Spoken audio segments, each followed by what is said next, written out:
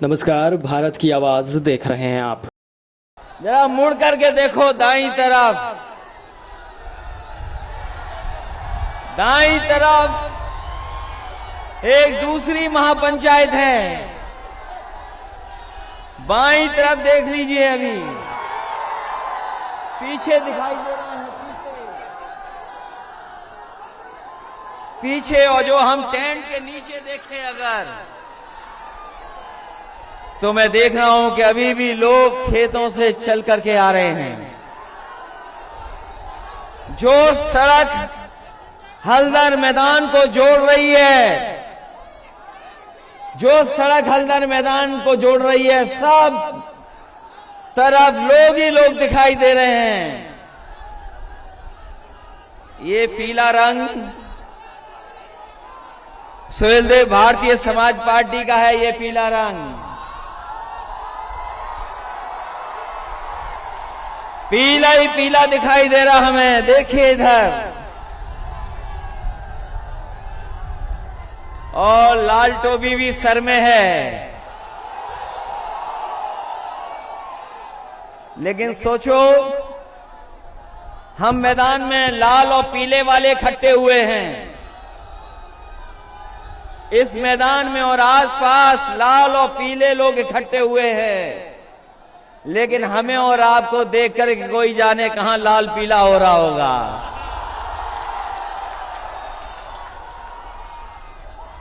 और इस बात को हमारे आदरणीय ओम प्रकाश राजभर जी अच्छा जानते होंगे।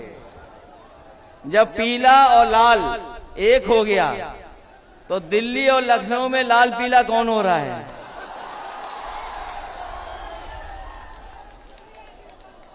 और फिर आपने ठीक कहा, अगर बंगाल में कुछ हुआ है, अगर बंगाल में कुछ हुआ है तो ठीक कहा है आपके अध्यक्ष जी ने कि अगर बंगाल में कुछ हुआ है तो यहाँ के लोग भी और पूर्वांचल के लोग भी खदेड़ा कर करके दिखाएंगे। यहाँ भी खदेड़ा होगा कि नहीं होगा? और मैंने लखनऊ में कहा था, मैंने लखनऊ में कहा कि जिस दरवाजे से भारतीय जनता पार्टी सत्ता में आई है, वो दरवाजा ओम प्रकाश राजभर जी ने बंद कर दिया है और हम लोगों ने मिलकर के उसमें छटकनी लगा दी है। बताओ अब भारतीय जनता पार्टी का क्या होगा?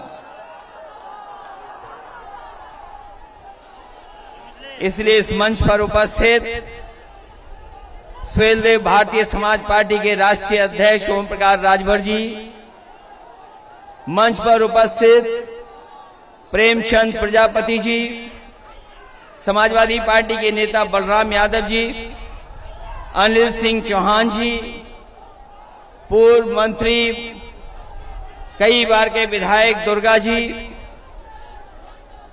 राम सागर बिंज जी, दयाराम पाल जी, बाबूराम पाल जी, राजीव राय जी, सुनील सिंह अर्घवंशी जी, अरशद अंसारी जी, सतीश बंजारा जी, बालक चौहान जी, Gulab Singh खंगवा, doctor Arvind Rajbhar ji, Arun Rajbhar, Mahendra Rajbhar, Salik Yadav ji, doctor Baliraj, Rituraj Kashyap, Premchand Kashyap ji, doctor Mahesh चंद प्रजापति जी, और बड़ी संख्या में मंच पर उपस्थित सभी सुहेलदेव भारतीय समाज पार्टी के नेता, भागीदार मोर्चा के सभी हमारे नेता, और इस महापंचायत में आए हुए हमारे आदरणीय बुजुर्ग, किसान भाई, माताएं, बहनें, नौजवान साथी, पत्रकार बंधुओं, मैं सबसे पहले सुहेलदेव भारतीय समाज पार्टी को बधाई देना चाहता हूं। मैं उनके नेता को बधाई देता हूं कि इस ऐतिहासिक कार्यक्रम के लिए, इस शानदार कार्यक्रम के लिए बहुत बहुत मुबारकबाद आपको। ये चुनाव की शुरुआत माने, और जिस समय पूर्वांचल जाग जाता है, जिस समय पूर्वांचल के लोग चल देते हैं, वो निश्चित दिन हो जाता है कि इतिहास बदलेगा। और जो हम आप वंचित समाज, पिछड़े, दलित, अल्पसंख्यक, जिनको अधिकार नहीं मिले, जिनको सम्मान नहीं मिला, मुझे पूरा भरोसा है कि आने वाले समय में जो चुनाव होगा, उत्तर प्रदेश से भारतीय जनता पार्टी का सफाया होने का काम होगा। और सफाया इसलिए जरूरी है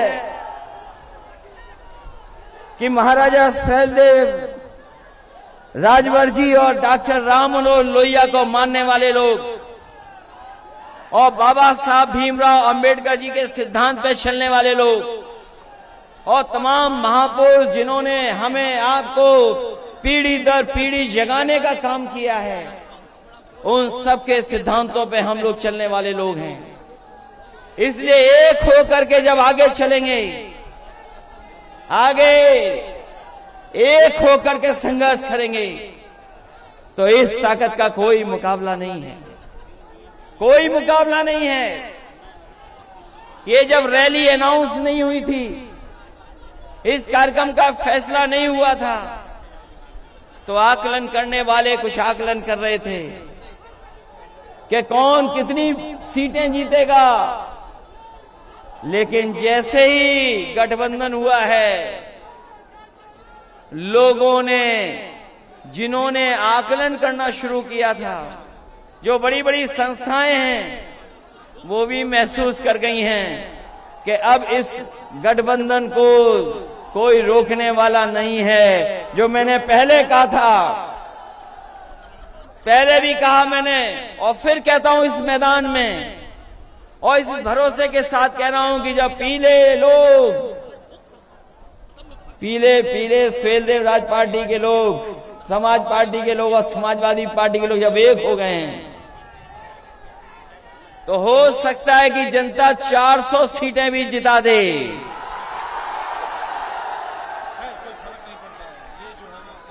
जो ज्यादा बोलते थे, जो लोग ज्यादा बोलते थे, वो अपना गिनती नहीं ठीक कर पा रहे हैं।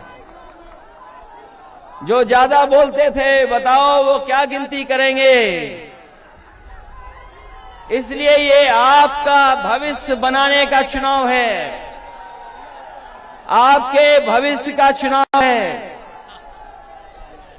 जो खोया हुआ सम्मान, उस सम्मान को पाने का चुनाव है। जो आपने सम्मान खोया है, उस सम्मान को पाने का चुनाव है। बताओ एक होकर के सफाया होगा भारतीय जनता पार्टी का? नहीं होगा।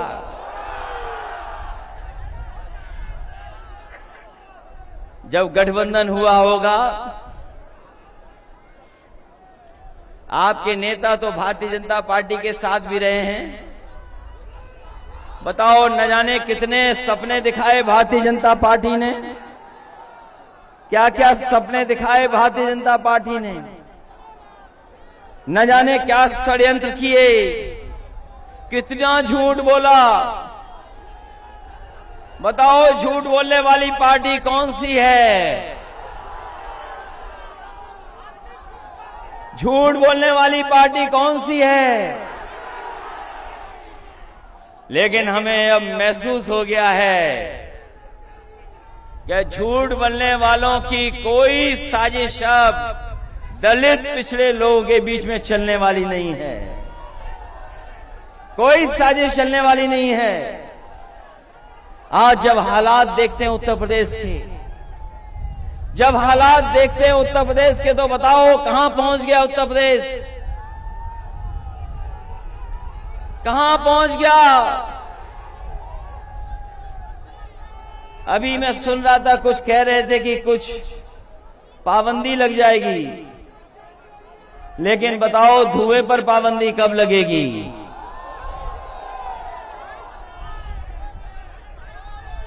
किसी पे पाबंदी लगाने की बात कह रहे थे,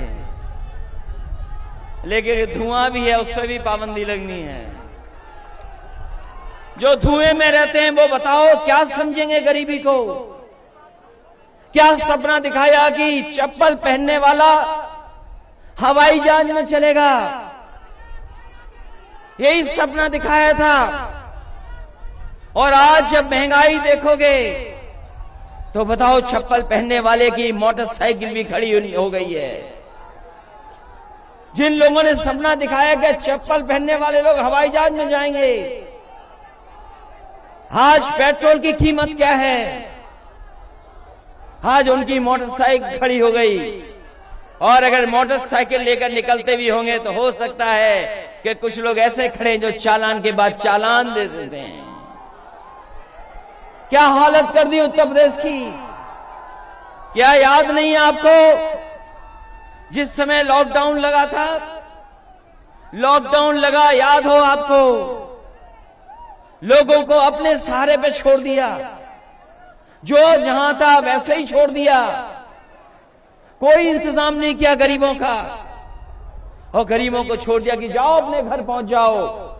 जो गरीब थे अपना सामान लेकर के, अपनी पोटली लेकर के, जो कुछ कमाया हुआ था सब कुछ लेकर के, कोई महाराष्ट्र से चल दिया, कोई गुजरात से चल दिया, कोई देश के दूसरे हिस्से से था, वो अपने गांव पहुंच गया। लेकिन इस सरकार ने कोई उनकी सुध नहीं ली, कोई मदद नहीं की सरकार की, कोई सरकारी मदद नहीं हुई। न जाने कितनों की नौकरी छूट गई। तमाम हमारे मजदूर चलते चलते जो दूर दूर से आए थे उनकी जान चली गई, कोई सरकार ने मदद नहीं की। और जब बीमारी आई, जब कोरोना जैसी बीमारी आई, जिस समय सरकार को सबसे ज्यादा मदद करनी थी, सरकार ने मदद नहीं की, आपको बेसहारा छोड़ दिया। आपके ऊपर कोई मदद का सहारा नहीं रहा। आप बहुत सारे आपके सगे संबंधी इलाज और दवाई के लिए घूमते रहे। न दवाई मिली, न अस्पताल मिला, न बिस्तर मिला, और न ऑक्सीजन मिली। तमाम हमारे लोगों के, गरीबों की जान चली गई। कोई सरकार ने मदद नहीं की। जिस समय बीमारी थी कोई मदद गरीब की नहीं मिली, और बेसहारा होकर के लोगों की जान चली गई। लोगों को अनाज छोड़ दिया। न जाने कितने लोगों के घर में कोई नहीं बचा। ये संकट पैदा किया भारतीय जनता पार्टी ने। और अभी सुनने में आया कि बड़े बड़े मेडिकल कॉलेज खोले गए हैं, बड़े बड़े मेडिकल कॉलेजों का उद्घाटन हुआ है, उन पे पर्दा लगा दिया गया उद्घाटन को लेकर के। और जब पर्दा हटा तो अंदर कुछ भी नहीं दिखा, खोखले थे सबके साथ। अभी जो मेडिकल कॉलेजों का उद्घाटन हुआ, बताया कि यहां बिस्तर हो गए, गरीबों के लिए इलाज और दवाई होगी। 9 मेडिकल कॉलेज खोलने का वादा किया, सपने दिखाए, पर्दा लगा करके उद्घाटन कर दिया। लेकिन जब पर्दे के अंदर देखा तो सबके सब मेडिकल कॉलेज खोखले थे। उनके अंदर न डॉक्टर, न दवाई का इंतजाम, न बिस्तर, केवल गरीबों को धोखा देने का काम कर रहे हैं। और अजीब सरकारें हैं। कैसी सरकारें हैं सोचो आप। दिल्ली वाले लखनऊ के लिए झूठ बोल रहे हैं और लखनऊ वाले दिल्ली वालों के लिए झूठ बोल रहे हैं। कैसी सरकार। जिन्होंने गरीब की मदद करनी थी वो गरीब की मदद नहीं कर पाए। जो कारखाने बड़े बड़े थे जिनमें नौकरी और रोजगार मिल जाते हैं, बताओ वो नौकरी वाले कारखाने, रोजगार वाले कारखाने कहां चले गए? बताएं हिसाब किताब कहां है वो कारखाने? यही नौजवान नौकरी और रोजगार ढूंढ रहे हैं। क्या भविष्य है इनका बताओ? नौजवानों सोचो कभी, क्या भविष्य है आपका? क्या भविष्य बना दिया आपका? न नौकरी न रोजगार। और जिनमें नौकरी और रोजगार भी कारखानों में मिल जाते वो सरकार ने बेचने का काम किया है, वो सब बिक गए। ये हमारा उत्तर प्रदेश देश इसलिए पहचान है इसलिए पहचान है क्योंकि हम और आप लोग एक साथ रहते हैं।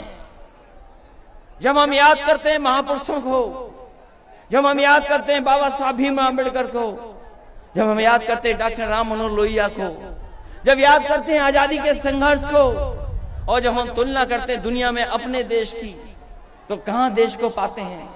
कभी सोचो आप कि आपका प्रदेश और देश कहां पहुंच गया है। आज प्रदेश में भूखमरी है, हमारे गरीबों पे भर पेट खाना नहीं मिल पा रहा है, कपड़े नहीं है, और जिस तरीके से महंगाई बढ़ रही है, इस महंगाई के कारण गरीबों को आत्महत्या करनी पड़ रही है। हमारे किसान भाई हैं, मजदूर हैं। बताओ किसान भाइयों, यही भारतीय जनता पार्टी ने वादा किया था कि तुम्हारी आय दोगुनी हो जाएगी। याद है कि नहीं याद है आपको? यही भारतीय जनता पार्टी ने वादा किया था कि हमारे किसानों की आय दोगुनी हो जाएगी। कौन सी फसल की आय दोगुनी हो गई बताए हमें? अभी धान खड़ा है, क्या धान की कीमत आपको दुगनी मिल जाएगी, आय दोगुनी हो जाएगी? कोई ऐसा है यहां पर जिसके खेत ना हो? क्या नौजवानों आपके खेत नहीं है क्या? एक तो नौकरी नहीं, रोजगार नहीं, हो जो खेती बाड़ी है वो भी मुनाफे की नहीं बची। बताओ, जुताई महंगी हो गई, बुवाई महंगी हो गई, बीज महंगा हो गया, डीजल महंगा हो गया, खाद की बोरी से चोरी हो गई, पेस्टिसाइड महंगा हो गया। बताओ, लागत बढ़ गई कि नहीं बढ़ गई? आपकी लागत बढ़ती चली जा रही है, आय दोगुनी नहीं हुई, लेकिन महंगाई दोगुनी हो गई। आकलन कर लो आप। और जब किसान अपना हक मांगने को निकले तो किसानों के ऊपर जीप चढ़ा दी। बताइए, जीप चढ़ा दी किसानों के ऊपर, उन टायरों से किसानों को कुचल दिया। कहीं दुनिया में ऐसा होता हो तो बता दो। इस हल्दर मैदान में सोचो, अगर हम उन किसानों को नहीं याद करेंगे, इस हल्दर मैदान में क्या हम अपने हल्दर भाइयों को नहीं याद करेंगे, जिसके कंधे पे हल वो हल्दर? क्या हमने आपने वो तस्वीरें नहीं देखी कि किसान जब अपना हक मांगने को गया, अपने अधिकारों को मांगने गया, तो इसी सरकार के एक मंत्री के बेटे ने गाड़ी से कुचल दिया किसानों को। किसानों को कुचल दिया, उनकी जान चली गई। और अभी तक गृह राज्य मंत्री ने इस्तीफा नहीं दिया है, गृह राज्य मंत्री हटाए नहीं गए हैं। तो बताओ, कौन उम्मीद करेगा कि जिसके बेटे ने किसानों को कुचल दिया हो और पिताजी गृह राज्य मंत्री हो, तो क्या न्याय मिलेगा? किसान भाइयों सोचो, अगर 3 कानून लागू हो गए तो आप अपने खेत में मजदूर हो जाओगे और खेती करने का भी अधिकार आपके हाथ में नहीं होगा। जिनसे आपका कॉन्ट्रैक्ट हो जाएगा वो तय करेंगे कि खेती कौन सी करनी है। ये 3 कानून केवल किसान नहीं बल्कि इस देश की अर्थव्यवस्था को बर्बाद करने वाले कानून हैं। इस देश की अर्थव्यवस्था को बर्बाद करने वाले कानून हैं। जिन किसानों ने सदियों से अपनी खेत की सेवा की हो, उस मिट्टी को पूजा हो, उस खेत में काम किया हो, उनके खेतों को छीनने की साजिश हो रही है। और कोई 1-2 किसान नहीं मरे हैं, 600 से ज्यादा किसान मारे जा चुके हैं। लेकिन बीजेपी वाले उन किसानों को याद भी नहीं कर रहे। सोचो आप, 600 से ज्यादा किसान मर गए हों। और अभी ललितपुर की घटना सुनी होगी आपने, खाद का कोई इंतजाम नहीं किसान भाइयों के लिए। अगर खाद लेने जाओगे तो खाद नहीं मिलेगी। अभी ललितपुर में किसान खड़े खड़े रह गए, 2 दिन तक खड़े रह गए किसान, नहीं खाद मिली। एक किसान की तो वहीं मृत्यु हो गई, लेकिन उसे खाद नहीं मिली। दूसरा नौजवान किसान ने आत्महत्या कर ली, उसे खाद नहीं मिली। बताओ, ऐसी सरकार जिसको हम और आप लोग अन्नदाता बोलते हों, जो हमारा पेट भरता हो, जो हमारा पेट भर करके हमें कपड़े पहनाता हो, उस किसान के सम्मान में हम खाद नहीं उपलब्ध करा सकते। ये बड़ी बड़ी बातें करने वाली सरकार जो कहती कि हम हवाई जहाज में चप्पल पहनने वालों को बिठा देंगे, जब हमारे किसान को जरूरत है तो खाद नहीं दे पा रहे, डीएपी की जरूरत है तो डीएपी नहीं दे पा रहे हैं। ये कैसी सरकार है सोचो। और हमें आपको न जाने कितनी बार लाइन में लगा दिया। कभी लाइन में लगाया था नोटबंदी में, याद है कि नहीं याद है? और जिस समय नोटबंदी में लाइन में लगाया था तो याद है क्या कहा था कि काला धन खत्म हो जाएगा, भ्रष्टाचार खत्म हो जाएगा। हम आपसे पूछना चाहते हैं, बताओ इस मैदान में उपस्थित सभी भाइयों, भ्रष्टाचार खत्म हो गया कि नहीं खत्म हो गया? और काला धन वापस आ गया कि नहीं आ गया? इन भारतीय जनता पार्टी के लोगों से पूछो, इन भारतीय जनता पार्टी के लोग बताएं कि वो काला धन और भ्रष्टाचार कब खत्म होगा। और ये सरकार तो केवल नाम बदल रही है, रंग बदल रही है, शिलान्यास का शिलान्यास कर रही है, उद्घाटन का उद्घाटन कर रही है। हम लोगों ने गरीबों के लिए एम्बुलेंस चलवाई, जो एम्बुलेंस चलवाई थी गरीबों के लिए कि उसे तकलीफ ना हो, परेशानी ना हो, उस एम्बुलेंस को भी खड़ा कर दिया है। पुलिस के लिए 100 नंबर दी थी व्यवस्था, पुलिस जल्दी पहुंच जाए, मदद करने के लिए पहुंच जाए, लेकिन उस पुलिस की व्यवस्था को भी खराब कर दिया। और ये पूर्वांचल की खुशहाली के लिए सबसे बड़ी सड़क बनाई थी, ये पूर्वांचल के लिए सबसे बड़ी सड़क बनी थी, ये अभी भी पूरी नहीं हुई है। ये मऊ को जोड़ने वाली सड़क जो आगे चली जाए गोरखपुर, सलीमपुर, वो भी अभी नहीं बनी सड़क। जो काम शुरू किए गए थे वो अभी भी पूरे नहीं हुए।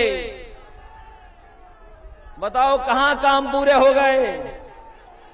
कोई नया काम किया हो तो बता दो। हमारे किसान भाइयों, अगर 500 रुपया आपसे दिया जा रहा है सम्मान में, तो डीजल, पेट्रोल, खाद और महंगाई का हिसाब लगा लेना। अगर आप हिसाब लगाओगे तो आपकी घाटे में खेती है, घाटे में जा रहे हो आप, मुनाफे में नहीं जा रहे हो, घाटे में जा रहे हो। और सिलेंडर पे बहुत मांगा गया था वोट, हमारे गरीबों को सिलेंडर बांट करके बहुत वोट मांगा गया था। बताओ गरीब भाइयों, कहां सिलेंडर भर पा रहे हो आप? सिलेंडर भर पा रहे हो? तो इसलिए याद रखना, इन्होंने बहुत झूठ बोला है, बहुत लोगों को गुमराह किया है। इसलिए अपने वोट से सम्मान वापस लेने का काम करोगे कि नहीं करोगे?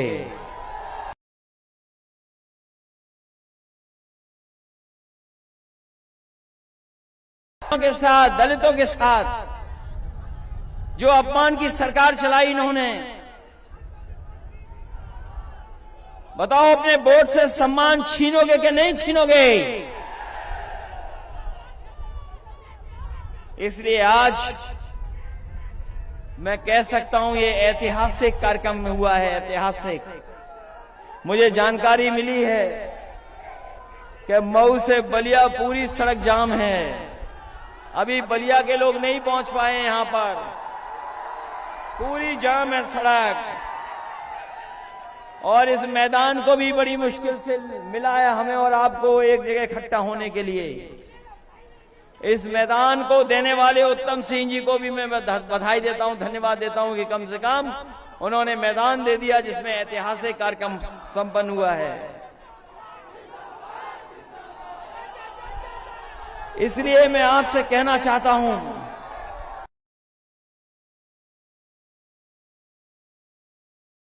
ये लड़ाई बहुत लंबी है और इस लड़ाई में जो हमें सहयोग मिल रहा है, आपका जो समर्थन मिल रहा है, ये ऐतिहासिक समर्थन, ये ऐतिहासिक परिणाम देगा। और जो खोया हुआ सम्मान है आपका, उस सम्मान को देने का काम और दिलाने का काम हम मिलकर के समाजवादी पार्टी के लोग देंगे आपको। और ये बदलाव आपसे आएगा। हम सब तो आ गए हैं, एक साथ मंच में हैं, लेकिन असली बदलाव आपको लाना है। दुनिया में जब हम तुलना करते हैं अपने प्रदेश की, देश की, तो हमारे प्रदेश को बहुत पीछे छोड़ दिया, बर्बाद कर दिया है। हमारी यही माताएं बहनें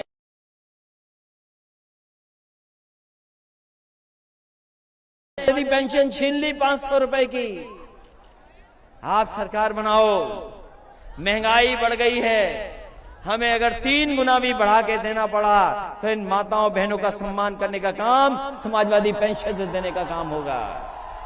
इस सरकार ने कोई बिजली नहीं बनाई, इस सरकार ने कोई बिजली नहीं बनाई। अब थोड़ी बहुत शायद बनाई हो तो बनाई हो, लेकिन 4.5 साल में कोई बिजली नहीं बनाई। और बताओ बिजली के बिल कितने महंगे हो गए आपके, जब आपने डबल इंजन की सरकार बनवा दी। एक इंजन वाली सरकार नहीं है, डबल इंजन वाली सरकार है। तो बताओ बिजली के बिल कितने महंगे आ रहे हैं आपके पास, न जाने कितने महंगे आ रहे हैं। और ये हमारे नौजवान मोटरसाइकिल चलाने वाले, बताओ पेट्रोल कितने में भराना पड़ रहा है, 100 के पार हो गया कि नहीं हो गया। और ये सरकार चलती रही तो हो सकता है चुनाव तक 150 न पहुंचा दे। ये याद है, ये सरकार कहती थी कि डॉलर ऊपर बढ़ रहा, रुपया नीचे जा रहा है। याद है कि नहीं याद है? बताओ डॉलर कहां चला गया, रुपया कहां पहुंच गया है। और जिस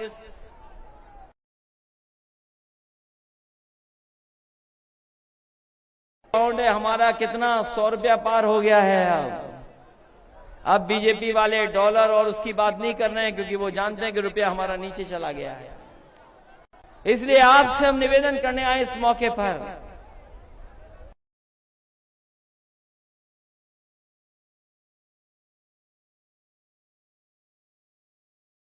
गरीब, वंचित, दलित, अल्पसंख्यक, पिछड़ों को एक साथ जोड़ करके उनके हक और सम्मान को दिलाने के लिए साथ आए हैं। और मैंने शुरू में जो बात कही, उस बात को मैं फिर दोहराता हूं कि स्वयंदेव भारतीय समाज पार्टी ने और उनके राष्ट्रीय अध्यक्ष ओम प्रकाश राजभर जी ने दरवाजा दिखाया था भारतीय जनता पार्टी को। वो जो दरवाजे से भारतीय जनता पार्टी ने सत्ता पाई है, उस दरवाजे को आप बंद कर देना। बताओ बंद करोगे कि नहीं करोगे? अगर आप बंद कर दोगे तो भारतीय जनता पार्टी का सफाया हो जाएगा। इसलिए एक बार फिर मैं कह करके जा रहा हूं आपसे कि लड़ाई लंबी है और चुनाव से पहले कोई भी साजिश हो सकती है, कोई भी षड्यंत्र हो सकता है।